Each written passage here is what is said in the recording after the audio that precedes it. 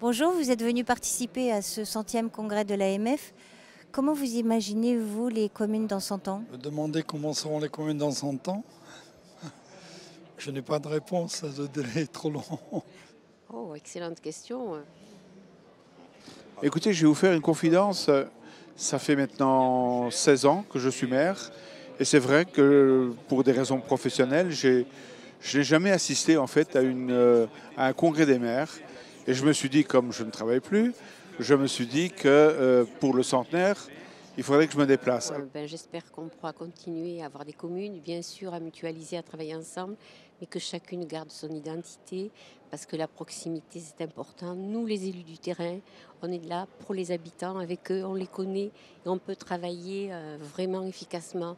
Si on s'éloigne de la commune, si on fait trop de regroupements lointains, je pense que les citoyens perdront un peu le fil. D'ailleurs, les dernières élections nous ont bien montré qu'il fallait vraiment montrer aux habitants qu'on était là pour eux, avec eux, et qu'on travaillait tous ensemble. C'est quelque chose que j'ai pas tellement réfléchi, parce que dans le 100 ans, si ça continue dans la dégradation que ça se passe sur les communes, je crois quand même qu'on va vivre des jours un peu pas trop heureux en municipalité, enfin sur les communes. J'ai qu'un souhait à faire, c'est que les communes existent encore dans 100 ans.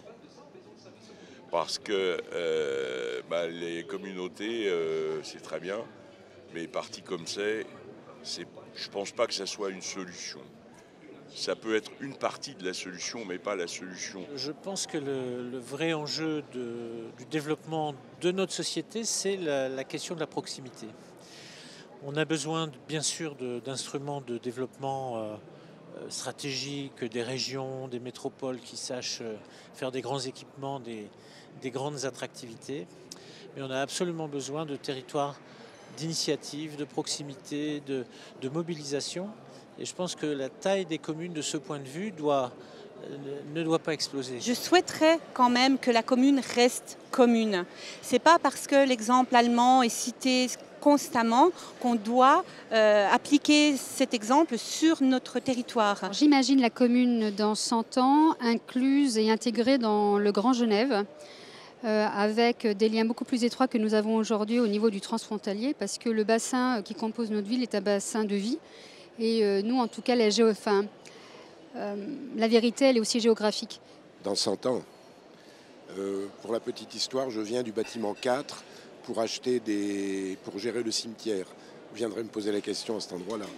Non, mais honnêtement, dans 100 ans, c'est vraiment trop loin pour en parler. Dans les 10 ans qui viennent, à mon sens, avec les dispositions qui sont prises, les communes n'auront plus d'autonomie. Elles seront enchâssées d'abord dans des programmes nationaux où elles ne pourront plus avoir de la gestion autonome, alors qu'étant élu local, l'autonomie doit être là. Donc la notion de commune, à mon sens, va disparaître. Donc si vous aviez une crainte pour l'avenir, dans 100 ans? C'est que la ruralité disparaisse au profit d'un développement des métropoles et des banlieues de ces métropoles, et que l'aspect rural disparaisse. Moi, je crains également qu'il y ait des regroupements, comme on a déjà vu maintenant, l'intercommunalité, et qu'on nous fasse disparaître nos communes, ce qui serait vraiment quelque chose de préjudiciable. Ma crainte, c'est que on donne un fil conducteur identique pour tous et qu'on ne prenne plus en compte la spécificité du territoire. Et là, on va se perdre un petit peu. On aura une réduction du nombre de communes dans les années à venir. C'est la tentative actuelle, que ce soit par contrainte de l'État avec les intercommunalités ou que ce soit par des associations libres telles que les communes nouvelles. Mais il y a une volonté très forte, je pense, qui est de réduire dans notre pays, en France, le nombre de communes qui est relativement atypique par rapport aux autres pays européens. La crainte, c'est qu'une vision technocratique nous dise qu'il faut fusionner tout ça. J'ai la crainte de voir disparaître en fait l'entité communale. Parce que progressivement, on nous dépouille, et je pèse mes mots, de nos compétences. Par exemple, chez nous, on vient de perdre la compétence du PLU. À compter du 1er janvier 2018, on va perdre la compétence eau et assainissement. Et très probablement, à compter du 1er janvier 2019, nous allons perdre la compétence voirie. Donc si vous voulez, si vous mettez bout à bout ces 3 compétences, que va-t-il rester? Ma principale crainte, la réduction des dotations, évidemment, puisque ça ne nous permettra plus de faire d'investissement. Et deuxièmement, je crains fort que lors des prochaines élections, on ait beaucoup moins de candidats. C'est préserver la proximité avec les habitants, permettre la meilleure intégration possible au niveau de la cohésion sociale. Nous sommes, nous, un territoire certainement particulier, avec une évolution forte. Nous avons des croissances importantes au niveau des habitations. Et pour nous, l'enjeu est que ça reste agréable à vivre. Et donc, il faut développer les infrastructures en harmonie. C'est ma crainte qui engendre toutes les autres derrière.